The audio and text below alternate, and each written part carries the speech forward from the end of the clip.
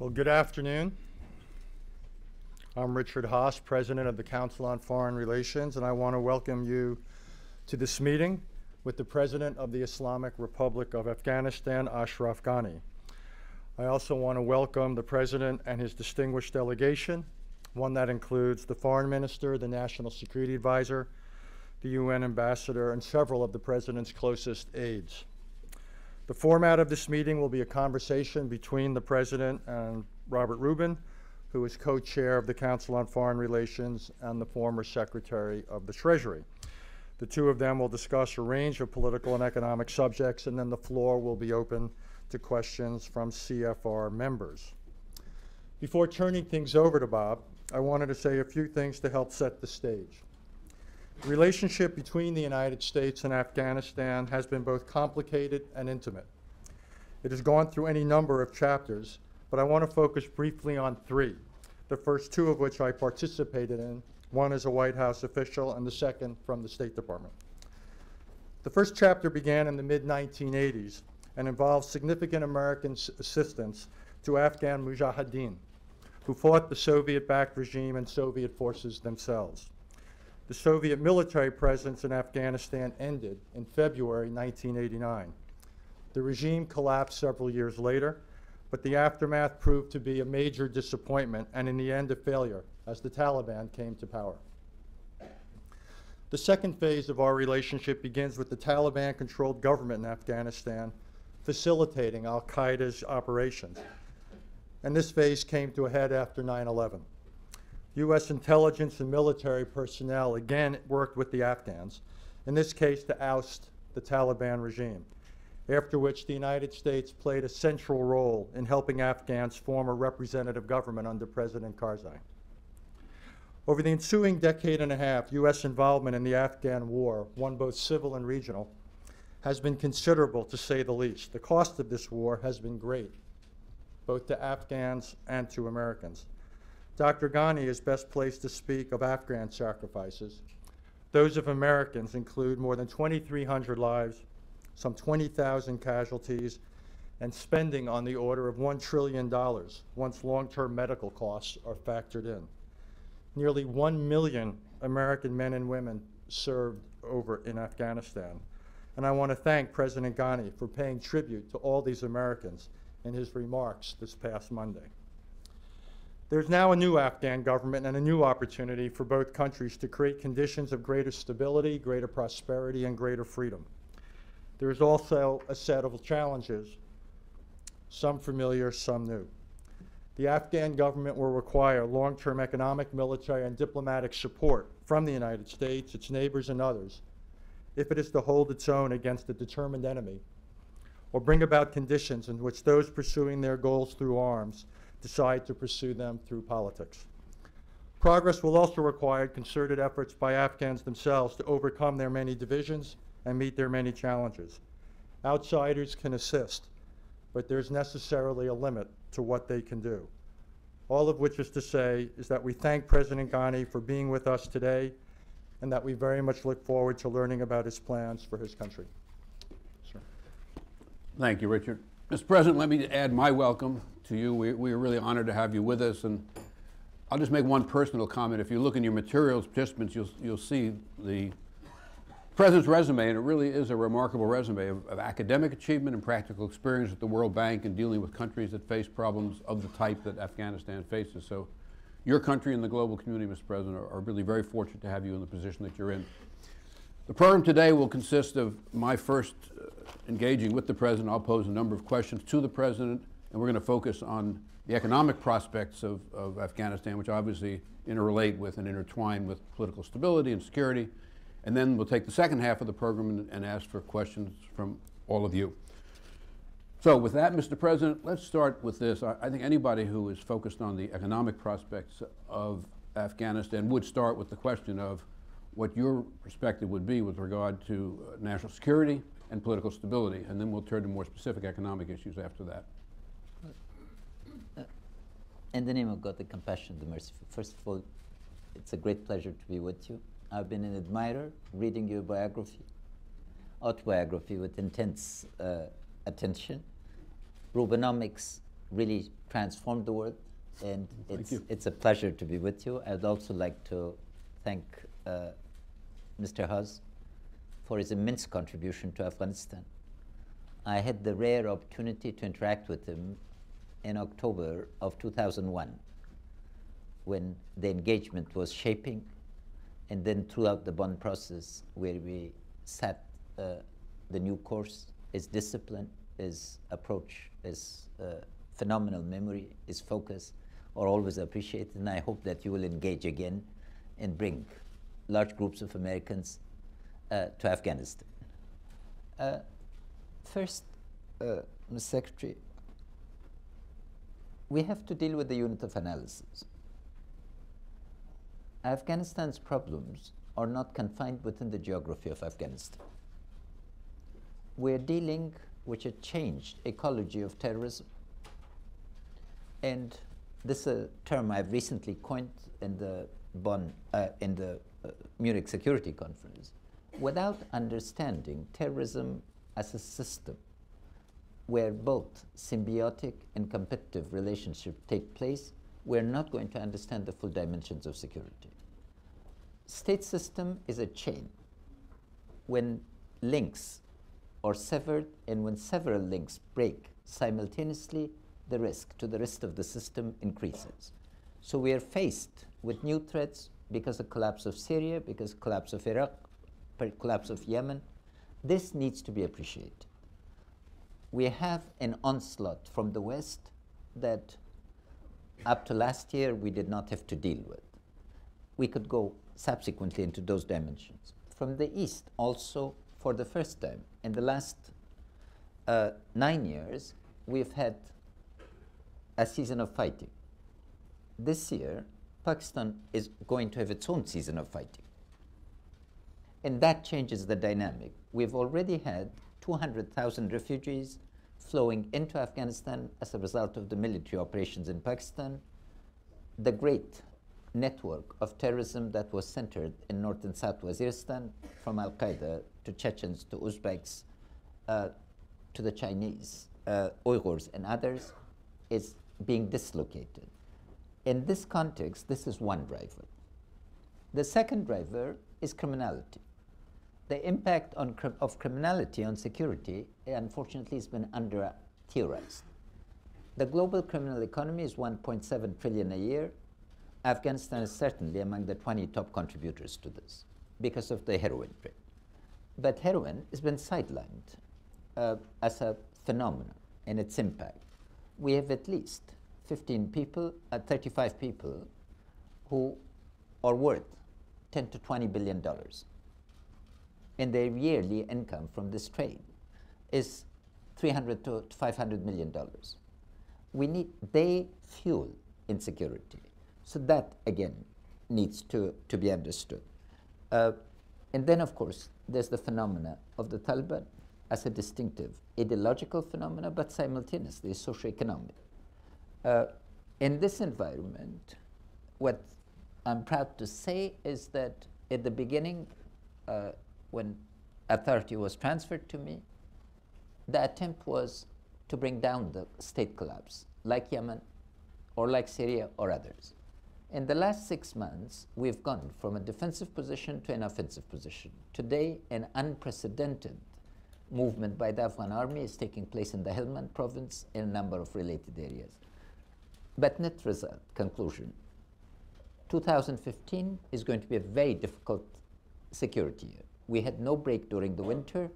We have demonstrated our capability and will, but we are going to be tested.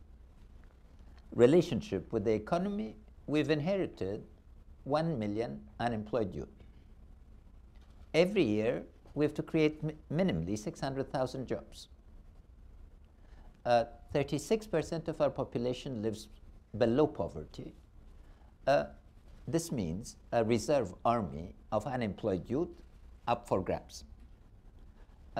Without focusing on youth and without the economic empowerment of youth, women, and the poor, the three majorities, numerical majorities, that are political economic minorities, you cannot have stability. So stability needs to be defined in structural terms. a system where people become stakeholders, both economically and politically. Related to other observations, one, the formal economy is underdeveloped. The market instruments that are required for market integration have been subverted because of the overwhelming presence of sudden foreign money that created a glut and is now creating a drought. Transport sector, for instance, accounted for 22% of the GDP. The construction sector accounted for 12%. But that's because 120,000 foreign troops, 100,000 of them American, were the drivers. Now those two sectors have really slumped. In agriculture, where the bulk of the people lived, only accounted for 25% of the GDP. But it has not received market integration. The best market integration is the criminal one. Credits and others are provided. So the challenge is simultaneously to think an economic system suited to a landlocked country with immense potential natural wealth in a regional context where regional integration is key to stability. Let me ask you a question in that context, if I may, Mr. President. I read your economic program, which was really very impressive. In fact, before I get to my question, why don't you do this? Why don't you describe briefly to all of us the economic program? I think you presented in December of 2014, if I remember correctly. Yes. And it was a really interesting program because it had a focus on the opportunities in Afghanistan. And there are a lot of dimensions to that that I at least was not aware of, and that, although very difficult to realize, nevertheless do provide real potential, but also was very candid about the challenges. Why don't you briefly describe that program? Well, in terms of opportunities, the first is our location. Our location for 200 years has been a disadvantage. For 3 millennia, our location was a phenomenal advantage because we were at the center of the Silk Road, the Lapis Lazuli Road, all roads led to us. And then we were marginalized. Now, in the next 25 years, Asia is going to become the largest continental economy. What happened in the United States in 1869, when the continental railroads were integrated, is very likely to happen in Asia in the next 25 years. Without Afghanistan, Central Asia, South Asia, East Asia, and West Asia will not be connected. So this is our first advantage. Our goal is to become a transit country for transport, for power transmission, for gas pipelines, for fiber optics. It's a networked approach to the economy because this will create massive jobs and opportunities. The constraint, of course, is lack of infrastructure. We've created the road network, but the railway network. We have only one of our cities linked to our neighboring country, which is with Uzbekistan. But now our attempt is to get linked to China and to all our neighbors. So this is the first option. Second, we have water. We are the source, the headwater source for all our neighbors. But only 10% of our water is utilized. As a result, we face a cycle of droughts and floods. Floods alone cost us $1 billion a year. Harnessing this water is the critical driver now of bringing prosperity to agriculture in the value chains, in land utilization. Again, we have plenty of land, but none. The third asset is our mineral wealth. And here I'd like to differentiate. First, in terms of rare earth. We have 14 of the 17 rare earth material. In terms of lithium, we are described as the Saudi Arabia of lithium. The future, so Silicon Valley connects to us directly because we're the only country that can break the monopoly on lithium and related rare earth. Here, both national security and national economic policy come together. In 10 years, we can be the largest producer of copper and iron in the world. The largest deposits of copper outside Chile, or currently Mongolia has deposits, but ours are larger. Iron equally. Will be a very significant player in the gold market. Our gas is looking very good, and oil is beginning to look good. The problem here is the curse of natural resources. We do not have the institutions today to manage our natural resources credibly. So I want to emphasize those. And then two other assets. One, we're a country awash in money. once you take the source of the money out, it's an extremely poor country, but awash in money. But money is not capital. We have to transform money into capital, and that's our fundamental challenge. Merchants make 400% profits, industrialists don't make 10. Neighbors dump. And then it's on our entrepreneurial people. You do not find Afghans begging in the streets. It's extraordinarily rare compared to any of South Asian phenomena that if you visited. With these assets, what are the problems? The first problem is grand corruption. Corruption is the system. We have to break out of it because it's not an aberration. The way terrorism is not an aberration, corruption has become very deep and entrenched, and we have to break it. Breaking it means creating resistance, but moving on it and specifying the drivers of corruption to be able to. Two, foreign aid has been fragmented, and there's very little Afghan ownership of the infrastructure or the developmental agenda because it was easy, as long as it could be contracted out. Three, the efficiencies required to use money properly have not been created.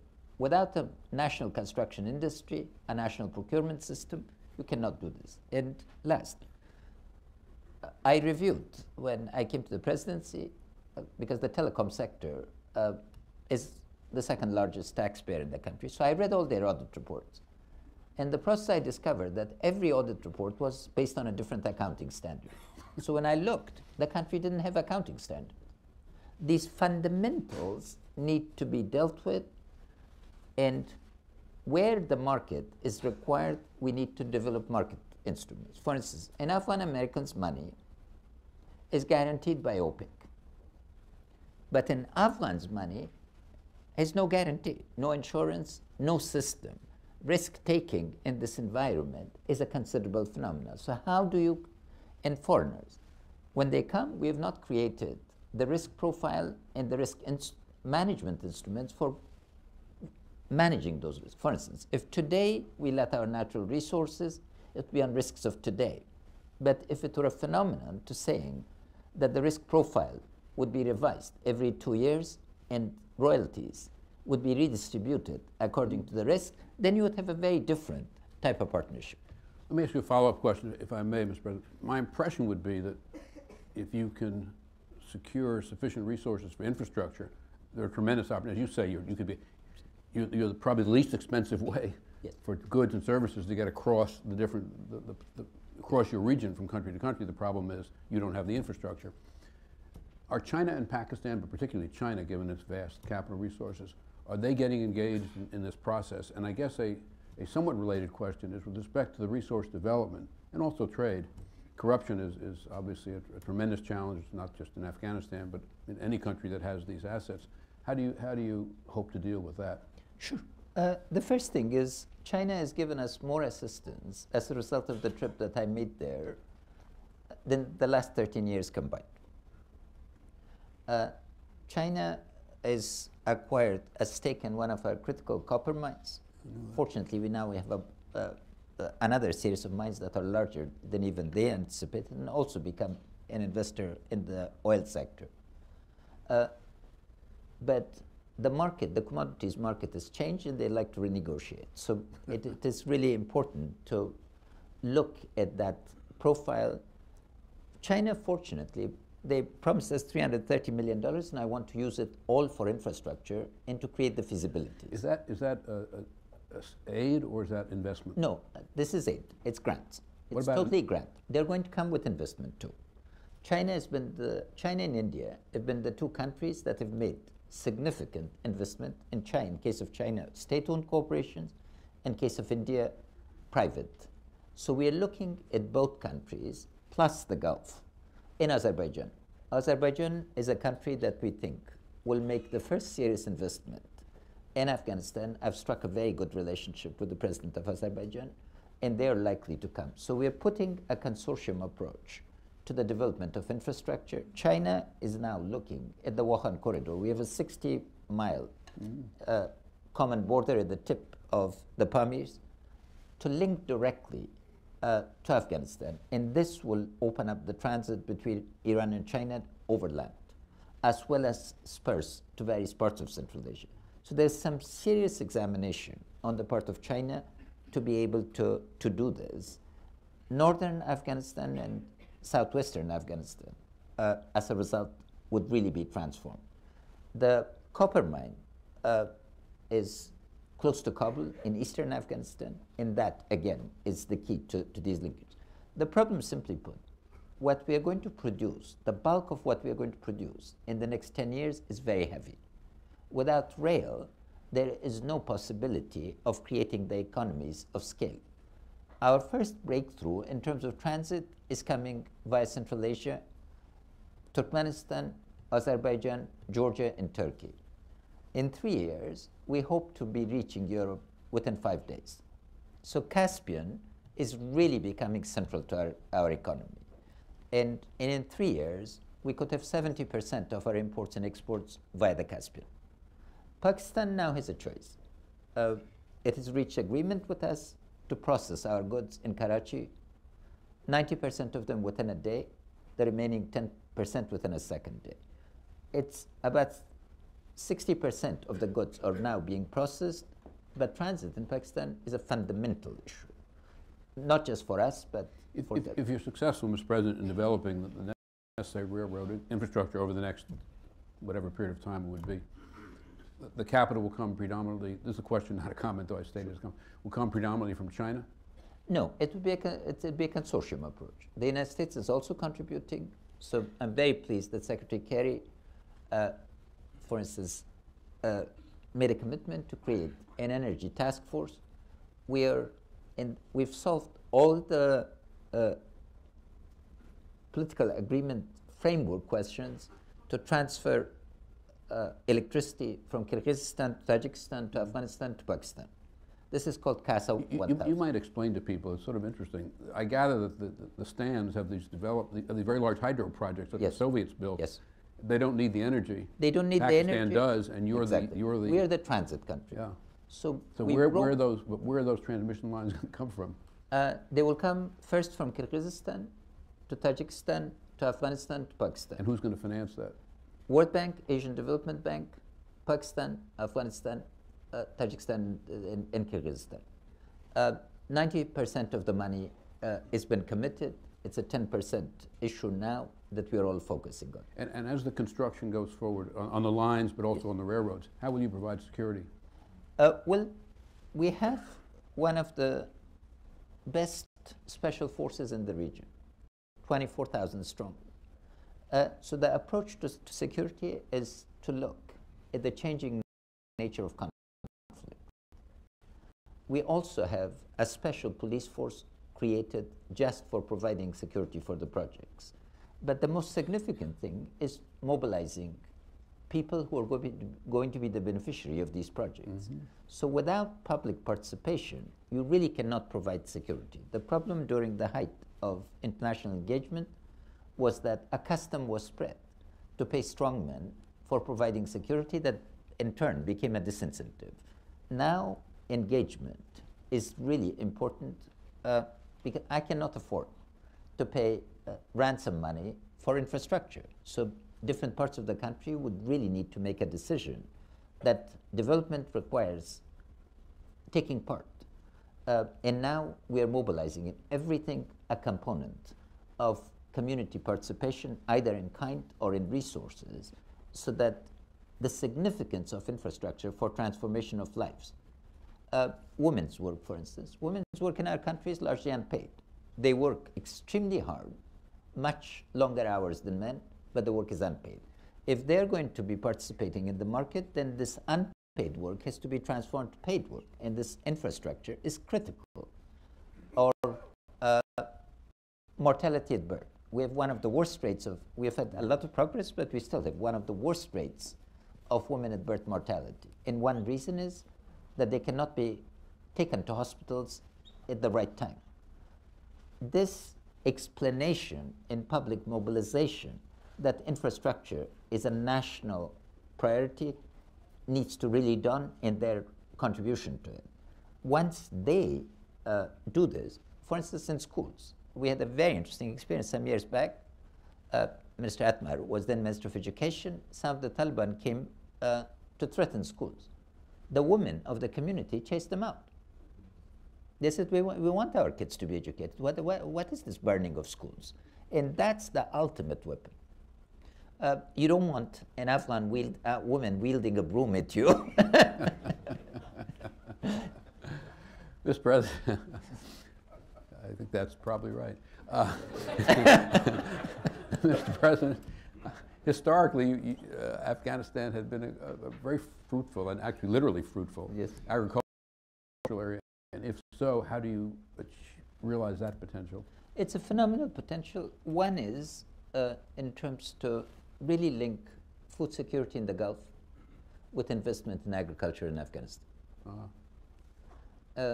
And again, it depends on the transit arrangement, but this we are seeking because this is Saudi Arabia has just made the decision that they're not going to grow wheat.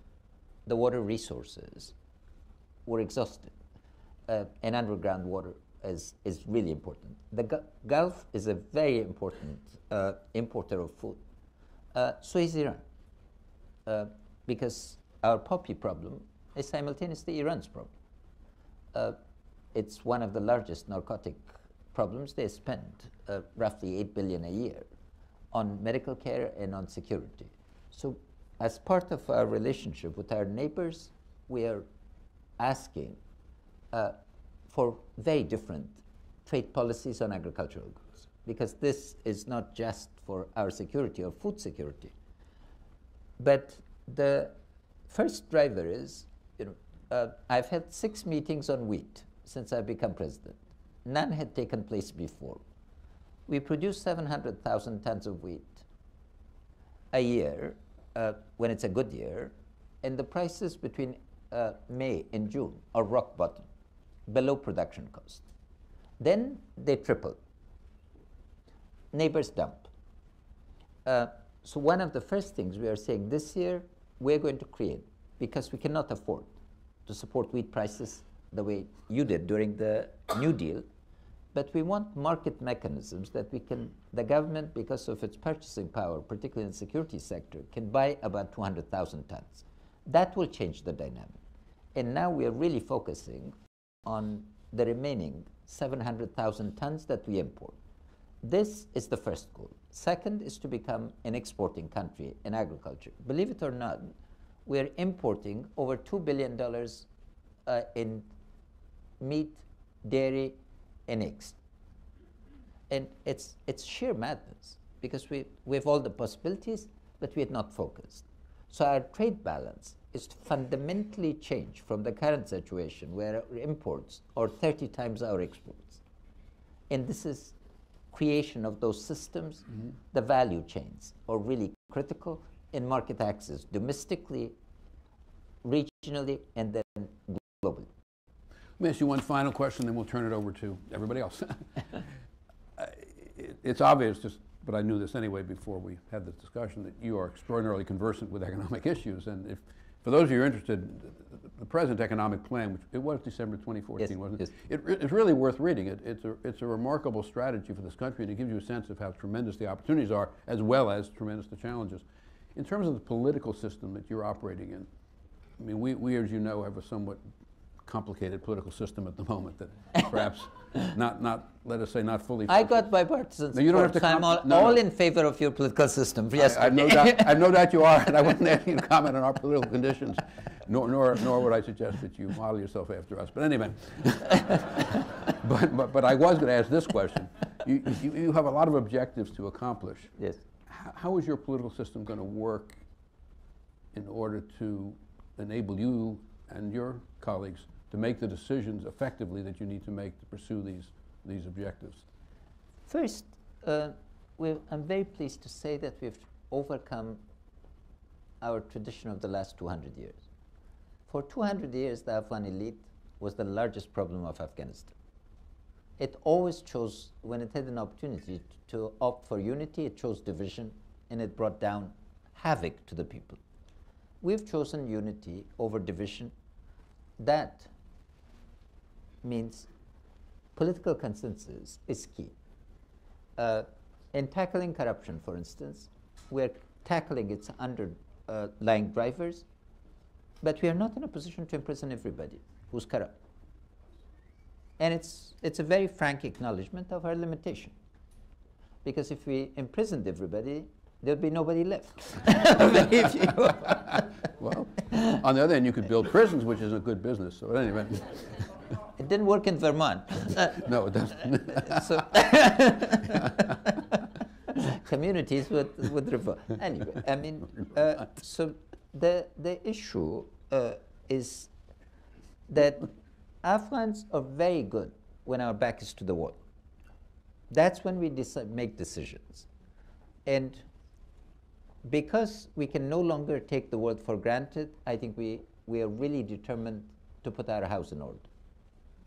When the 50 nations were rushing in, every one of our problems became the problem of the international community.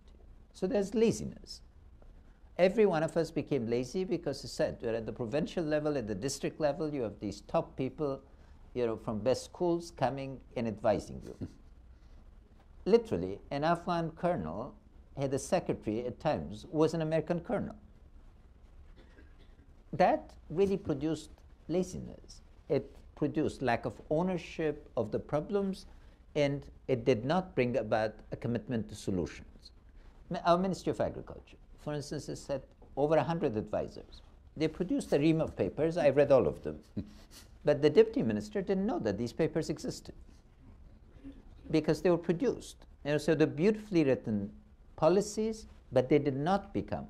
What we are doing now with our political system is to making sure that the functions are clearly defined, that the areas of overlapping responsibility are removed, that we can deal with them. And in terms of, I'll just make one illustration.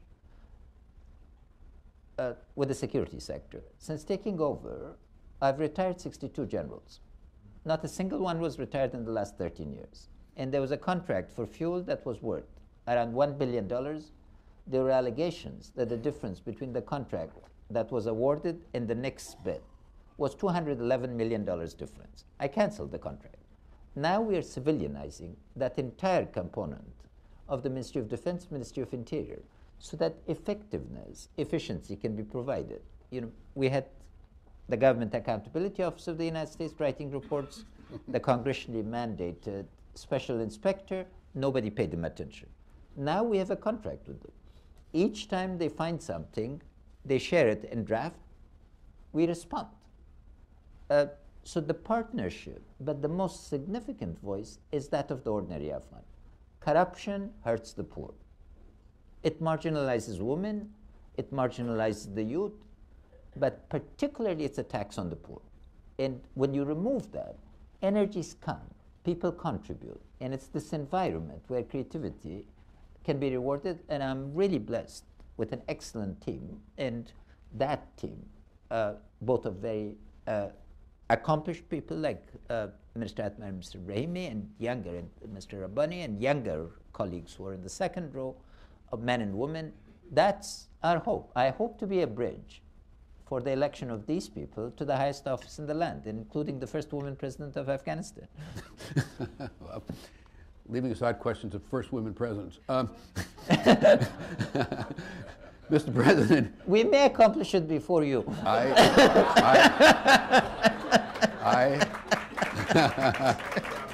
I am going to absolutely stay out of that question. But now, having ventured into that, well, we're going to venture out of that area, actually.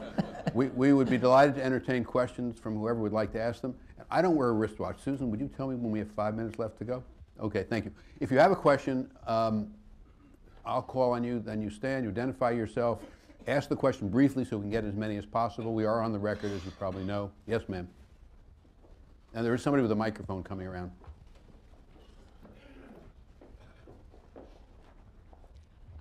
I'm Lucy Commissar. I'm a journalist. You talked a number of times about the grand corruption and also about the international drug trafficking that has made a number of billionaires in your country. To what extent do you think that this is facilitated, especially by the big players by the international offshore bank and corporate secrecy system, where they can stash their money in accounts that do not have their names. Do you think that the system, which is controlled by the Western financial powers, should be changed so that bank accounts and shell companies are listed in the names of their true beneficial owners? I'm for transparency across the board. What, Mr. President?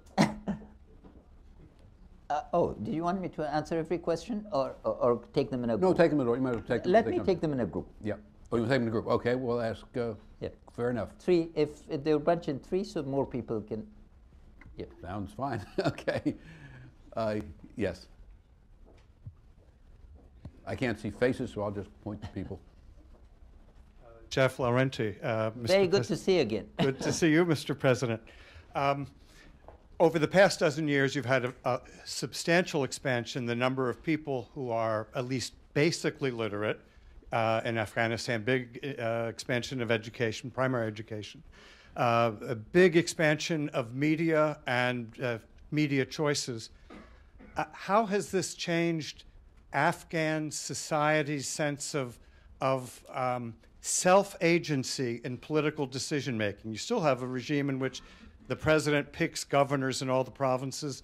To what extent does this change in attitude, if there has been one, make it more difficult for the Taliban ideology of the state to find traction? In fact, are they finding more and more difficulty when they do acquire control of regions because there's a changed attitude on the part of inhabitants? How do you see this political evolution continuing? Want another one question? Yes, Okay. one more. One more. Yes. We'll go we'll go up front. Right here. Mr. President, Can you identify yourself? my name is Roland Paul. I'm a lawyer. In the past, relations between Afghanistan and Pakistan were not as good, but I understand from the media that there's been a substantial improvement since you've taken office. Could you explain why the changes occurred? Sure. Thank you. First,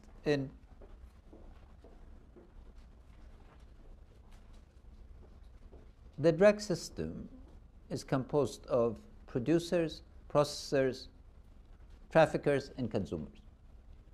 And this is a chain. The price of an ounce is $1 in Afghanistan, $1.06 in Iran, and $42 in Amsterdam. The bulk of the profit are derived by international traffickers. This is quite well documented. The 1.6 million Afghans take the least amount. We could deal with that. But so one needs to really do a lot more work on global criminal economy. Moises Naim did some work, Davos did another part, but the implications of this for weakening state authority, I think, is really work in progress, because we're dealing much more with impressions than with systemic analysis, and the alternatives have really not been formulated. The legal economy is receiving very little global attention. I mean, we have not been able to create a single credit system, legal credit system, functioning credit system for Afghan farmers. But those who are in the drug economy have perfect credit systems. And the banking, because the banking system is, and in Afghanistan, routinely, 5 tons, 6 tons of drugs have been destroyed. The largest haul in Europe is not more than a ton, because freedom of trade requires less control. So we all have common cause to join in this and be able to deal with it. On the second question, Afghanistan is a completely different country compared to 2001. Just a couple of illustrations. First, the majority of our population, 60% of our population is under 30. This generation, most of them, have no investment in the past. What they are invested in is the future. And the biggest indication of this is the economic refugees. They drown and attempting to get to Australia, they get exported in Europe, but you see their desire. They want to be part of the global world, not to revolt against it. In terms of media, the media has made a tremendous difference. At least 50% of Afghans now have access to television. Last year's presidential elections, without television, would have been a completely different world. I held town hall meetings, as so did Dr. Abdullah. Every single one of our rallies was broadcast, at least on 5 or 6 television stations. The simultaneity of participation, very old for you, is really novel for us. Because before that, if you're talking to 1,000 people, it remained confined to 1,000 people. But when 6 million, 8 million people routinely watched these, and the debates that were really intense were watched across. And net result was 38% women participated in the election. The Taliban were marginalized because the communities came out. The most striking feature was the ulama. I had 3,000 ulama gathered to endorse me and then campaigned mosque to mosque. And we've recently had 4,000 ulama endorse the security forces of Afghanistan. Our problem has been that we've really not operated from within the universe of discourse. We need to own Islam and speak from within it and put our beliefs. Practicing Muslim, we need to talk about the civilization as our rightful inheritance. We vacated the space. So it is extraordinarily important to take account of the media, its diversity, its freedom, and its engagement. We are a debating people, and we like doing it, so I think it's important. On Pakistan, we've had, I'm cautiously optimistic that we've begun a process of fundamental transformation. First is that we've defined the problem. The problem is that Pakistan has been in an undeclared state of hostilities with Afghanistan for 13 years. Fortunately, they've accepted this definition. We are working to end the state of hostilities. So peace between Afghanistan and Pakistan is the primary peace. Peace with the Taliban then is at the national scale, because Mr. Haas's work and others show without sanctuary, without sanctuary, a long-term rebellion is impossible. When sanctuaries end, peace breaks out. That's what happened in Central America and Latin America. That's what has happened in Africa when South Africa changed its policy in regarding places. And the reason for the change is the changing nature of the threats. Pakistan is now threatened, particularly after the tragedy of Peshawar. And as I brought earlier to your attention, the psychology of terror does not know. Terrorists neither require passports nor recognize nationalities. And we need to be able to deal regionally with a compact for stability and prosperity, otherwise we'll all sink. And I'm hopeful that we'll have sufficient wisdom not to sink, but to swim together. A follow-up question, if I may, Mr. President. You referred before to Afghanistan as a transit hub, as an energy hub, et cetera.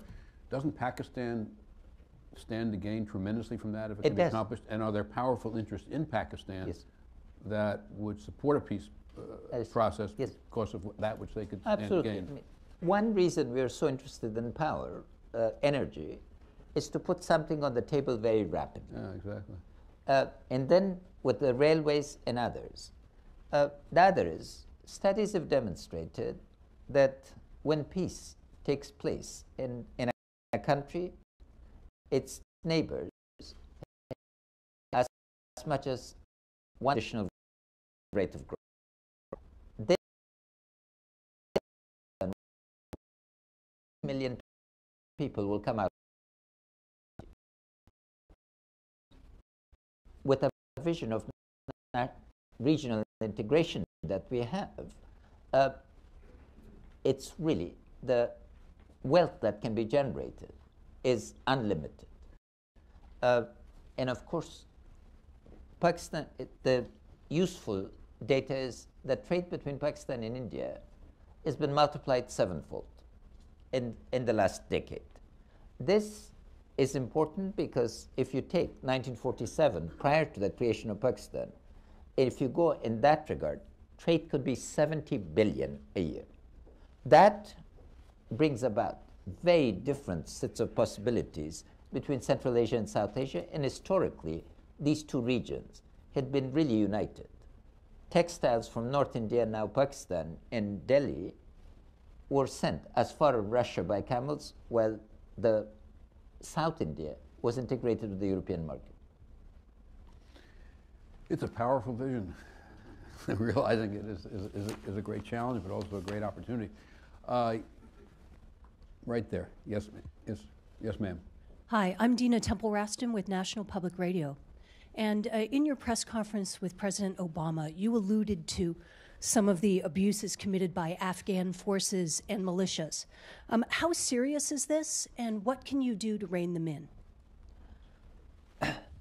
Well, first, I salute Senator Feinstein and Senator McCain for their courage to face the abuses that were committed by U.S. forces and by their Afghan counterparts and associates. So we have a legacy issue. Hatred usually results in abuse. And that is a byproduct. And when you have psychologists, two trained psychologists, writing manuals for torture, it's degradation of humanity. I hope that these people are prosecuted to the fullest extent in law and held accountable, because they've destroyed hundreds of lives in my country, as well as elsewhere. There are abuses. Abuses have been passed. Human Rights Watch reports and others indicate that.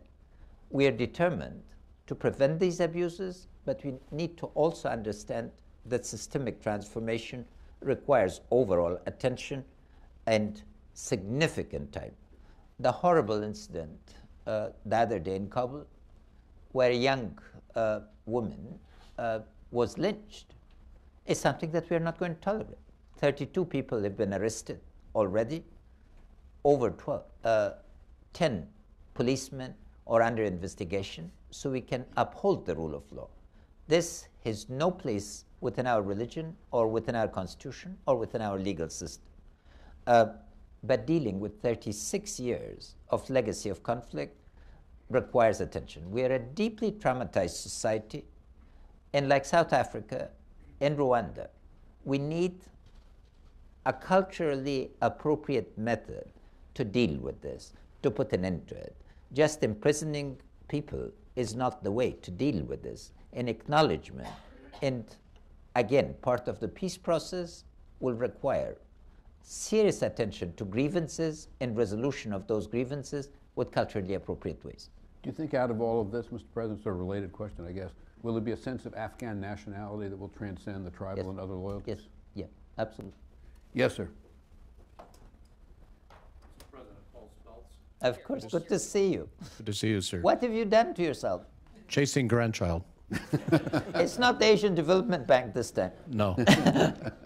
One of your greatest problems that you were concerned about when I was working with you was the borders. And you just spoke so well about increasing trade across the borders, et cetera. And you and I and others face the holdups. It's been Baldock and Herat, et cetera. So as you go forward with your very brave program, how are you handling now those slowdowns and those corruptive border guards? Well, thank you. First, Mr. Speltz was on the board of the Asian Development Bank, very ably represented the United States, and I was finance minister, so I want to thank him for immense attention.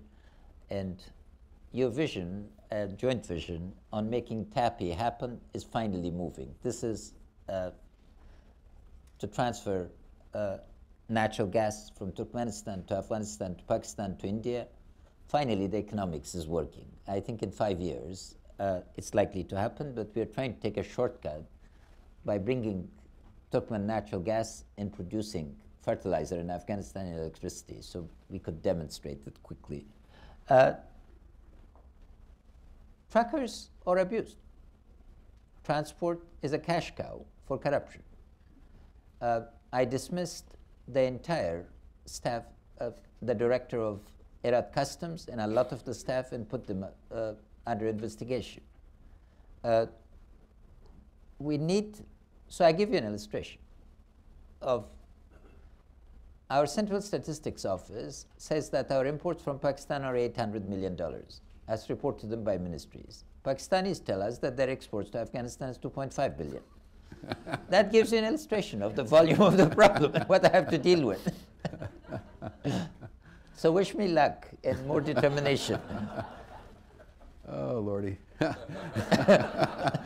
sounds like there's an arbitrage to be done there. But in any event, yes, ma'am.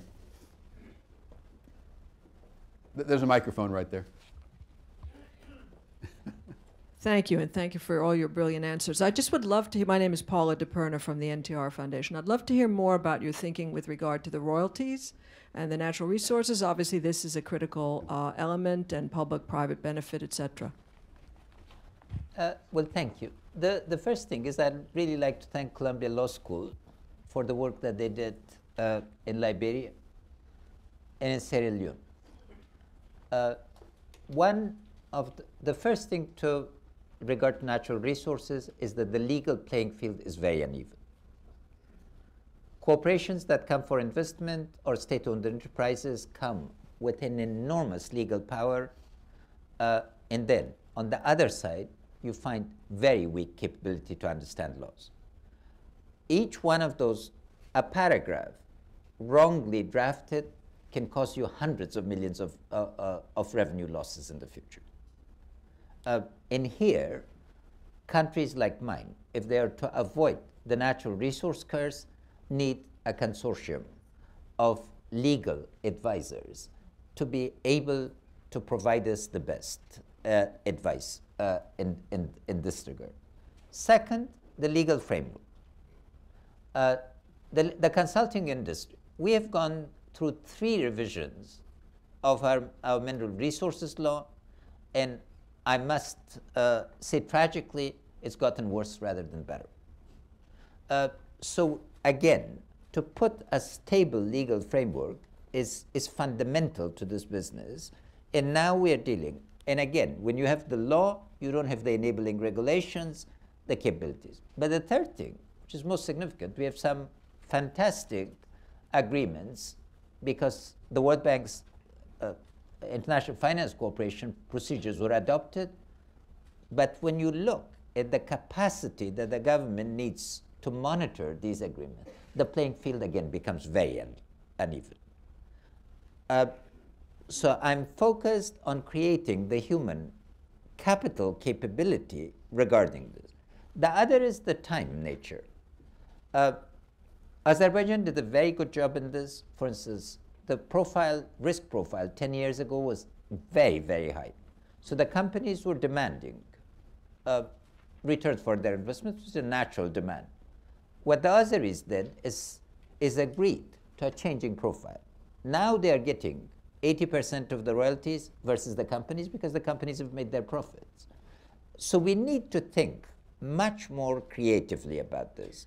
And the last observation, the Columbia Law School study of Liberian related issues, this thing about secrecy is no basis in law. And we really have to come out of it and disclose contracts for scrutiny, because in the age of internet, we can have much more capability to enlist support and have examination and be provided with advice. And then it's a critical trade-off issue. Time to prepare properly versus time to rush. We are under immense pressure to show that we are fiscally sustainable. 13 contracts in mines are going to make an immense difference whether in 10 years Afghanistan is going to pay for all its expenses out of these revenues and the people will benefit, or we'll lose it. And balancing the needs of the current generation and the future generation, again, is really fundamental to this. The problems, fortunately, have had a number of good answers, so it's not only Norway now that you look at, because Norway, we cannot be Norway, but we can certainly avoid being Congo. We have time for one more question, and let's see, I will arbitrarily select there's a, yep, the gentleman with, yep, now standing, okay. Hi, Barney Rubin, New York University. Mr. President, you referred several times to the role of Iran in Afghanistan's future and present. And as you know, the U.S. is engaged in very momentous negotiations with Iran now. I wonder if you could sketch out different scenarios of how different outcomes of those negotiations would affect Afghanistan, the region, and what you refer to as the ecology of terror. Thank you. It's good to see you again. We co-wrote a lot together at the former life and worked for Lakhdar Brahimi preparing the Bonn Agreement. You know a lot of people, Mr. President. It's in the interest of... You should have run for office here. Anyway, go ahead. But he simultaneously declared me to be unfit to be Secretary General of the UN because he was mad at me. Oh. Well. So that again is part of these long-term relationships. But it's anyway, pleasure to see you. I hope you don't declare me unfit to be President of Afghanistan. You did. Thank you. No, seriously, the question. Thank you for asking. First, Iran is extremely important for stability in Afghanistan. We have a package of relationship that is multidimensional. There's the narcotics issue, refugees, Iranian dumping. Economically, we're really under shadow because of dumping. There's an enormous question of smuggling. There's the question of border controls in a regime that would increase. And there's the question of transit, mutually. Sanctions have had a deep impact on the Iranian economy, as everyone can understand. Improvement of relationship will change that sanction regime and will open up different prospects. To think through the full scenarios, you know, I used to make a living from writing scenarios. I would not engage at this time because oftentimes when you write scenarios, people think that you're advocating. Safe to say that the decision does have momentous consequences, both for West Asia, for Central Asia, in relationship of these two regions with South Asia. Let me make one personal comment, one logistical comment. The personal comment is this. As is true of many of you, I've had the opportunity to meet a lot of people who've been heads of state. Mr. President, you are truly extraordinary. And